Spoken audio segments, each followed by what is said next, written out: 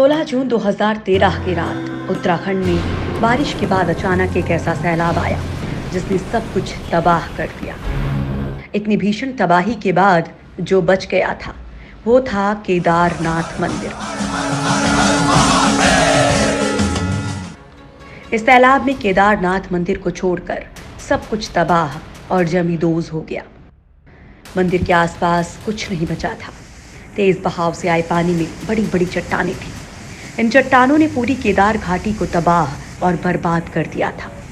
ये तस्वीरें बताने के लिए काफी हैं कि सैलाब कितना भयानक रहा होगा।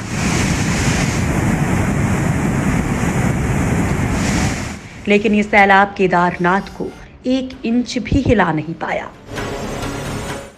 चट्टानों की बारिश के बीच आखिर कैसे केदारनाथ मंदिर और उसके अंदर का शिवलिंग सुरक्षित रह गया, ये एक रहस्य है।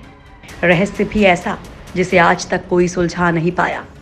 दोस्तों, आज हम आप लोगों को केदारनाथ मंदिर से जुड़े इसी रहस्य को बताने वाले हैं। 2013 में आई भयानक आपदा भी इस मंदिर को हिला नहीं पाई थी।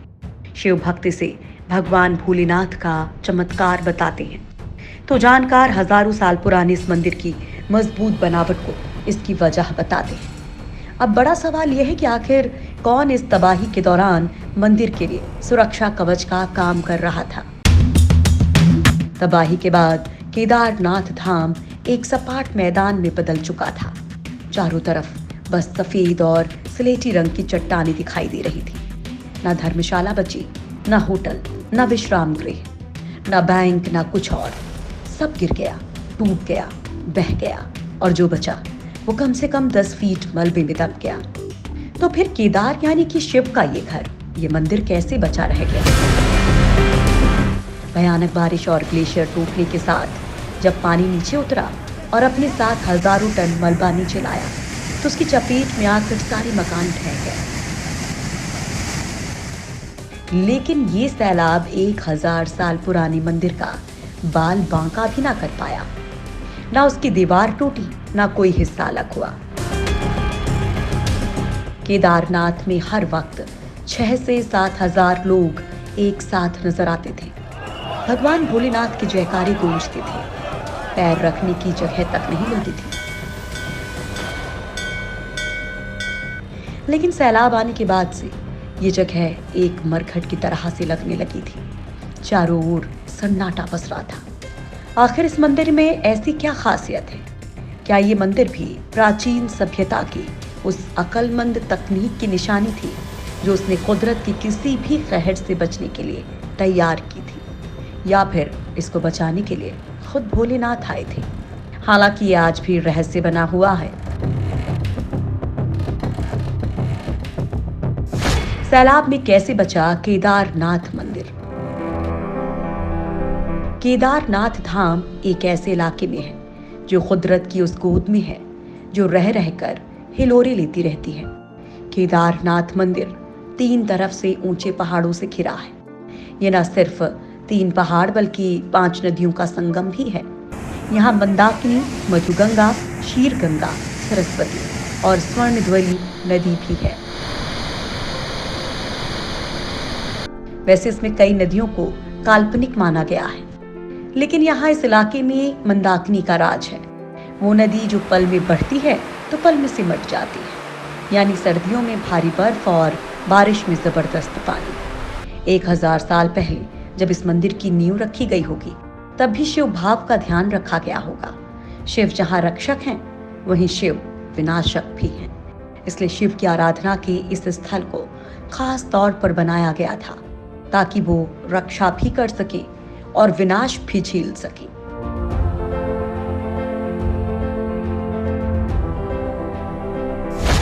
क्या इंटरलॉकिंग तकनीक ने मंदिर को बचाया? केदारनाथ मंदिर उम्र को लेकर कोई दस्तावेजी सबूत नहीं मिलते, मगर ये पक्का है कि पिछले 1000 सालों से केदारनाथ एक बेहद अहम तीर्थ स्थल है। इतिहासकार राहुल सांस्कृत्यायन ने भी केदारनाथ मंदिर को 12वीं-13वीं शताब्दी का बना हुआ माना था। आखिर इस बेहद मजबूत मंदिर को बनाया किसने, इसे लेकर भी कई कहानियां प्रचलित हैं। कुछ कहते हैं कि 1076 से लेकर 1099 विक्रम संवत तक राज करने वाले मालवा के राजा भोज ने ये मंदिर बनवाया था। तो कुछ कहते हैं कि 8वीं शताब्दी में ये मंदिर आदि शंकराचार्य ने बनवाया था। बताया जाता है कि द्वापर युग में पांडवों ने मौजूदा केदारनाथ मंदिर के ठीक पीछे एक मंदिर बनवाया था, लेकिन वो वक्त की थपेड़े सह ना सका। लेकिन केदारनाथ मंदिर डटा रहा। हर साल नवंबर से लेकर मार्च तक ये मंदिर बर्फ से ढंक जाता है और यहाँ विराजमान केदारनाथ को नीचे ले जाकर पूजा जाता है। मुख्य मंदिर के एक और भैरवनाथ का मंदिर है। भैरवनाथ को बर्फ पड़ने के दौरान बंद केदारनाथ का रखवाला माना जाता है। उस तबाही की रात को जब भारी बारिश के बीच पत्थर, मिट्टी और चट्टाने लिए सैलाब पहाड़ों से नीचे उतरा तो कई लोगों ने भागकर भैरवनाथ में शरण ली, लेकिन भैरवनाथ किसी को बचा नहीं सके। यही वो वक्त था जब घबराए और बुरी तरह से डरे करीब 300 श्रद्धालुओं ने केदारनाथ मंदिर में शरण ली। पानी बढ़ता जा रहा था। देखते ही देखते मंदिर के अंदर 5 फीट पानी घुस गया। मौत को सामने देखकर मंदिर में मौजूद सैकड़ों लोग भगवान को याद करने लगे। ऐसा लग रहा था कि सैलाब अपने रास्ते में आने वाला सब कुछ निकल जाएगा।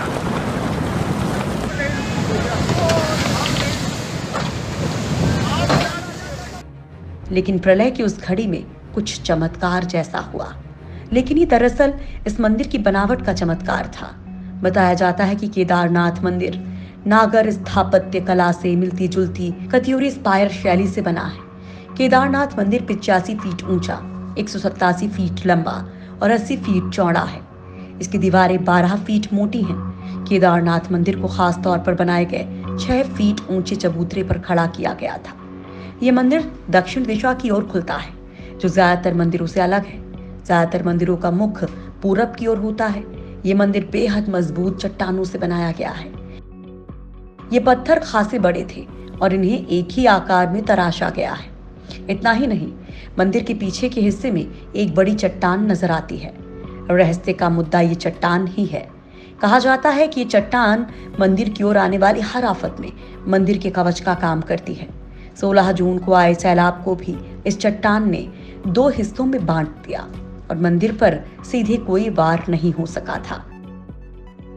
यह हैरत अंगेज है कि इतने साल पहले इतनी भारी पत्थरों को इतनी ऊंचाई पर लाकर यूं तराश कर कैसे मंदिर की शक्ल दी गई होगी।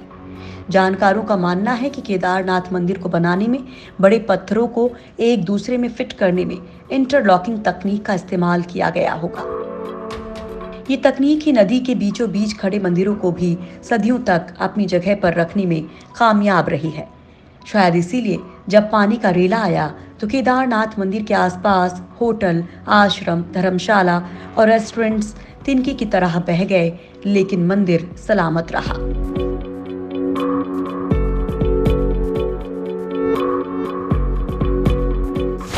क्या भीमशिला बन गई थी मंदिर का कवच?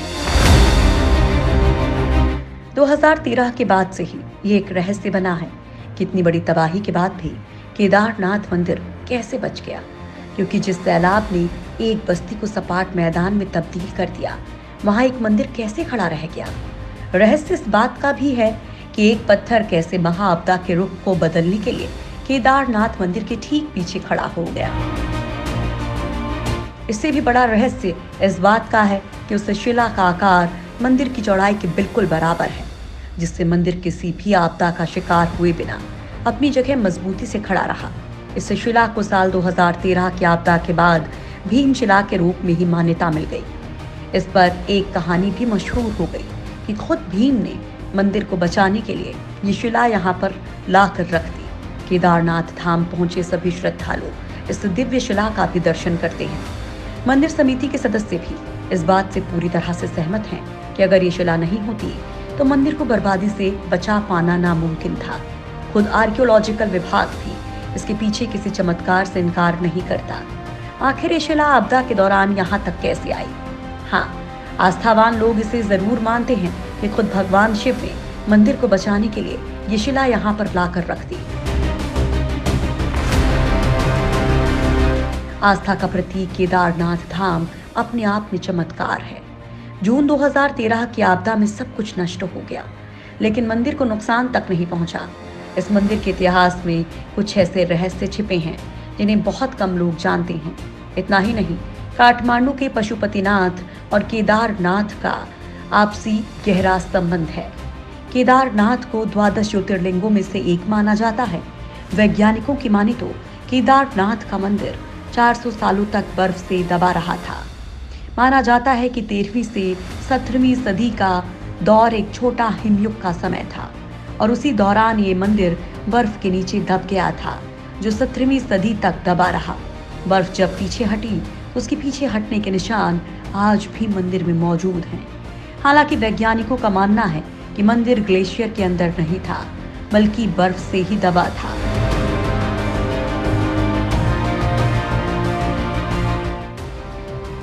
केदारनाथ की उस तबाही ने सब कुछ बर्बाद कर दिया था, जिससे सरकार ने भी सबक लिया। ये मंदिर ऐसी जगह पर बना है जहां कभी भी आपदा आ सकती है। इससे बचने के लिए अब एक ऐसी सुरक्षा दीवार बनाई गई है जिससे पानी के भारी से भारी जलजले भी अब मंदिर को नुकसान नहीं पहुंचा सकेंगे। मंदिर की सुरक्षा के लिए त्रिस्तरीय दीवार के तहत 350 मीटर लंबी आरसीसी दीवार का निर्माण किया गया है। मार्च 2014 से केदारनाथ के पुनर्निर्माण का कार्य कर रहे नेहरू पर्वतारोहण संस्थान यानी निम ने मंदिर और केदारपुरी की सुरक्षा के लिए त्रिस्तरीय सुरक्षा दीवारों का निर्माण किया है। ये दीवार मंदिर से 200 मीटर पीछे बनाई गई है। आरसीसी से बनी ये दीवार 6 मीटर ऊंची और 350 मीटर लंबी है। बुनियाद से लेकर पूरे 6 मीटर की ऊंचाई तक सरिया के जाल को पत्थर और सीसी से भरा गया है। दीवार निर्माण के साथ किनारे से पैदल रास्ते का निर्माण कर उस पर टाइल्स भी लगाई गई हैं। 400 और 600 मीटर आगे इटली की तकनीक के आधार पर रॉक नेट वॉल और गेबल वॉल का निर्माण किया गया है। इन दीवारों की ऊंचाई और लंबाई भी आरसीसी सुरक्षा दीवार की तरह ही है, जो अब किसी भी आपदा से मंदिर को बचा लेगी। क्या धारी माता का मंदिर बना आपदा की वजह? केदारनाथ की तबाही के बाद लोगों के मन में कई तरह के सवाल उठने लगे थे कि आखिर केदारनाथ में पहले भी बारिश होती थी, नदियां उफनती थी और पहाड़ भी गिरते थे, लेकिन कभी भी केदारनाथ इस तरह के विनाश का शिकार नहीं बनी थी। प्रकृति की इस विनाश लीला को देखकर कुछ लोगों की आस्था की नींव हिल गई थी, जबकि कुछ आस्थावान ऐसे भी हैं जिनकी आस्था की नींव और मजबूत हो गई है। ऐसे ही आस्थावान श्रद्धालुओं की नजर में केदारनाथ पर आई आपदा के पीछे कई धार्मिक कारण हैं। आपदा के बाद सोशल मीडिया में इसकी वजहों पर जो चर्चा चल रही थी, उसके अनुसार इस विनाश का सबसे पहला और बड़ा कारण धारी माता का विस्थापन माना जा रहा था। केंद्रीय मंत्री उमा भारती ने भी एक सम्मेलन में इस बात को स्वीकार किया था कि अगर धारी माता का मंदिर विस्थापित नहीं किया जाता तो केदारनाथ में प्रलय नहीं आती। धारी देवी का मंदिर उत्तराखंड के श्रीनगर से 15 किलोमीटर दूर कालियासुर में मौजूद था। धारी देवी को काली का रूप माना जाता है। श्रीमद् भागवत के अनुसार उत्तराखंड के 26 शक्ति पीठों में धारी माता भी एक हैं। बांध निर्माण के लिए 2013 को 16 जून की 6 बजे शाम में धारी देवी की मूर्ति को यहां से विस्थापित कर दिया गया था। इसके ठीक 2 घंटे बाद केदार घाटी में तबाही की शुरुआत हो गई थी। बहुत से श्रद्धालु ऐसा मानते थे कि लोगों में तीर्थों के प्रति आस्था की कमी के चलते विनाश हुआ। हालांकि ये रहस्य ही है कि आखिर केदारनाथ में इतनी बड़ी तबाही क्यों आई।